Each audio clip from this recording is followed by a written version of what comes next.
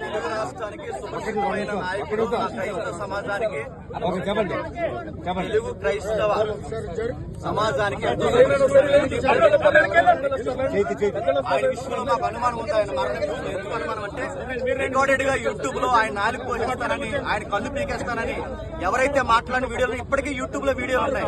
మొదటి మొదలు ఎవరైతే ఉన్నారో నువ్వు ఎలా బతుకుతారో మేము చూస్తారని ఆయన డైరెక్ట్ వార్నింగ్ ఇచ్చే. నెల క్రితం కూడా ఆయన ఏమన్నాడంటే, నాకు ప్రాణ సంఘటన ఉంది, నాకు ప్రాణ భయం ఉంది, నాకు ఆయనకి ఏదైతే ఉందో ఆయనకి ఇబ్బంది కలుగుతుందని ఆయన స్వయంగా ఆయన ఫేస్బుక్ ఐడీలో ఆయనే పోస్ట్ చేశారు.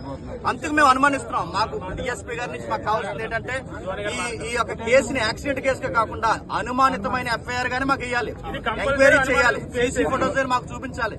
మా దగ్గర ఉన్న వీడియోస్ ఎవరెవరైతే ఆయనకు వార్నింగ్ ఇచ్చారో, ఆయన భూమి మీద లేకుండా చేస్తామని ఎవరైతే అన్నారో ఆ వీడియోస్ అన్ని మా దగ్గర ఉన్నాయి. ఆ వీడియోస్ అన్ని మేము డిపార్ట్మెంట్ కి ఇస్తున్నాం. ఇది క్రైస్తవ సమాజానికి చాలా పెద్ద గాయం. మేము ఇలాగే చూస్తున్నట్టు ఊరుకుంటే మా క్రైస్తవులు ఉన్న తలకాయలన్నీ ఎలా తీసుకుంటూ వెళ్ళిపోతారా? ఇదే చేస్తారా? ఇదే జరిగేదా?